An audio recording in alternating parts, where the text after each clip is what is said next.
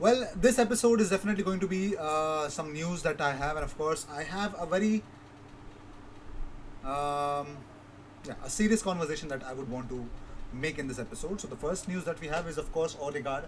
So according to Famin de la Cal, of course, that's the pronunciation I can do the best. So he says via nconfidencial.com, Odegaard does not want another season on the bench.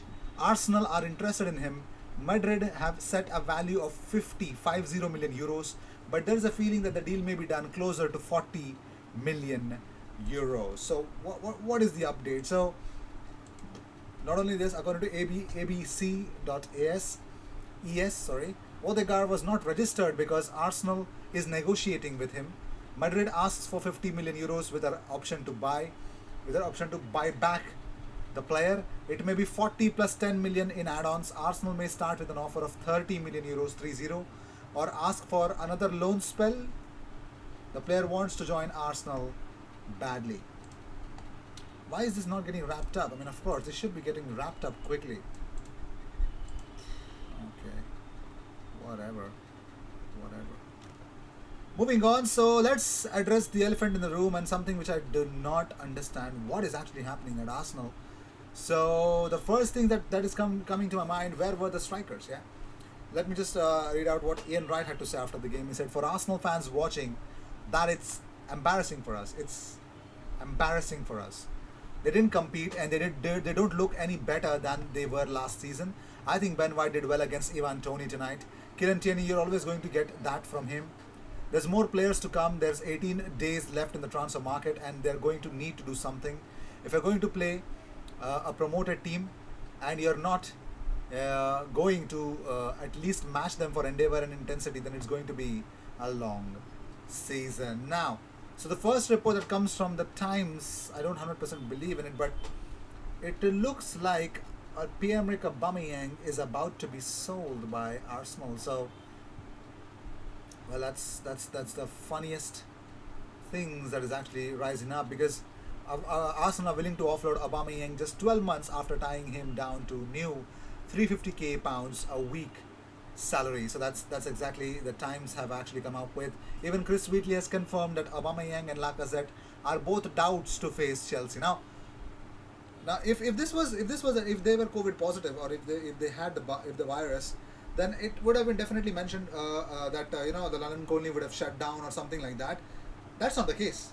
The players are training. The players are just doing fine. So that's not the case. Probably it would be a relapse of certain things, maybe malaria for Aubameyang. But what about Lacazette, or a very bad case of food poisoning maybe? But if not,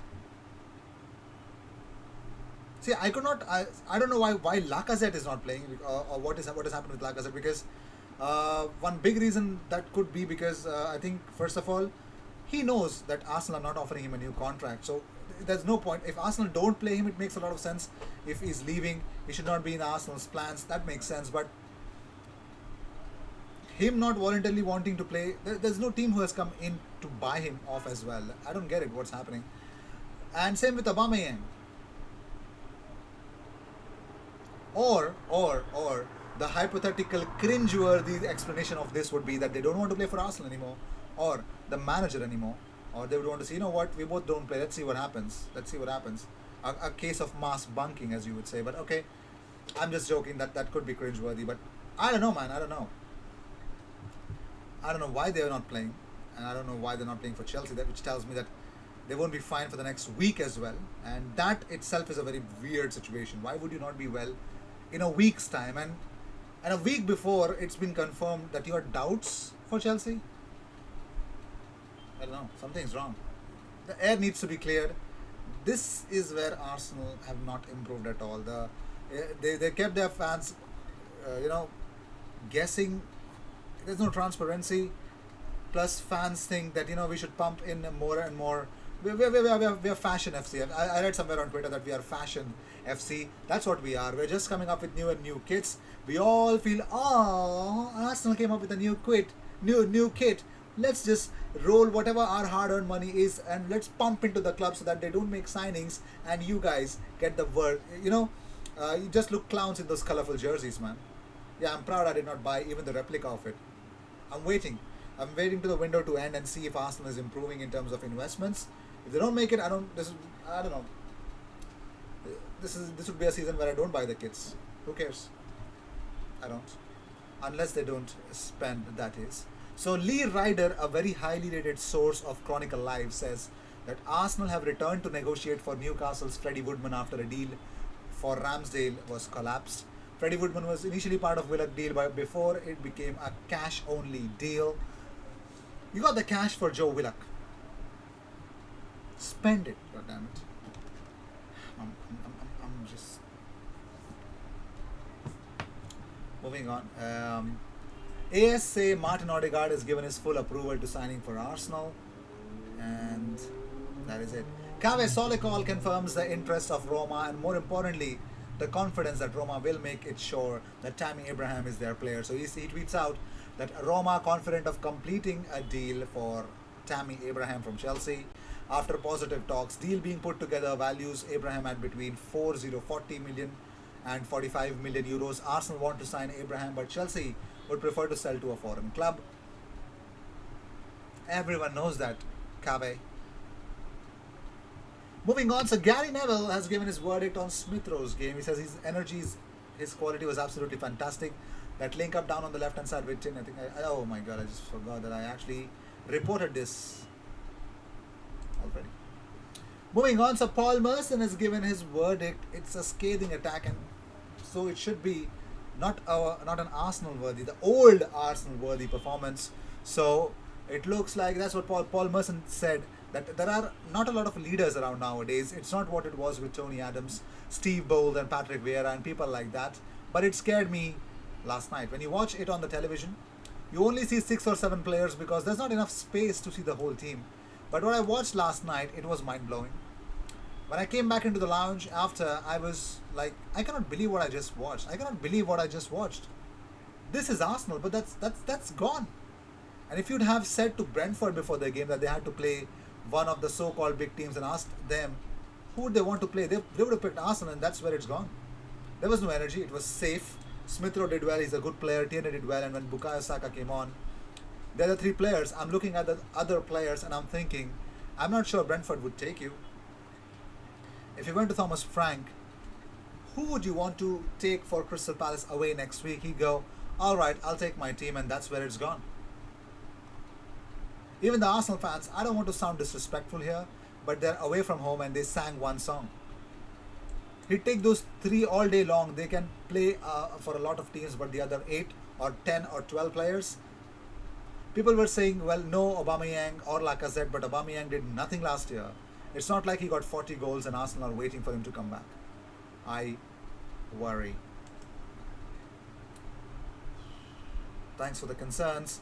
Just when you see that Willian is not in the plans of Arsenal without any explanation, a proper explanation, just as Mikel Arteta said that it was a mistake to sign him for Arsenal and blah blah blah.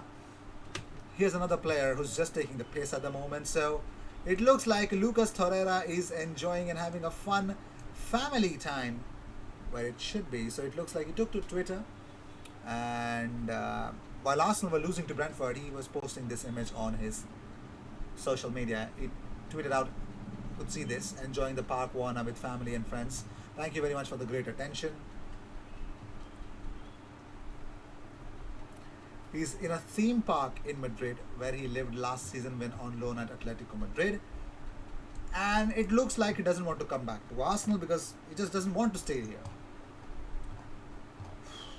Wow. Arsenal is in shambles. It's like a very bad case of if I would want to explain if I want to explain this very clearly, it's a very bad case of disrespectful people that don't get a chance and have a very, very bad impression of the board that they won't be backed by the game time that they should receive. They're not getting any. That's the first thing, and they won't get any, and they're just taking the piss at the moment, just like Lucas Torreira. This striker conundrum has to be solved, and not by signing someone. We fans need an explanation as to why Aubameyang and Lacazette are not there? Why was there not given if the reason was not valid, I can understand, but if there was a valid reason, why was it not provided? They were unwell. Unwell of what? Unwell of what? I'm pretty much sure that someone is definitely going to go all out, like a media person, and definitely is going to find out. And I'm waiting for those couple of days. Why exactly are Arsenal's two strikers not available for the first game and now the Chelsea game? I will see you in the next one. Until then, cheers. Tell me, what do you think? Why is Alex Lacazette and Aubameyang not well? Why are they not well? Let me know. What do you guys think about it? Cheers.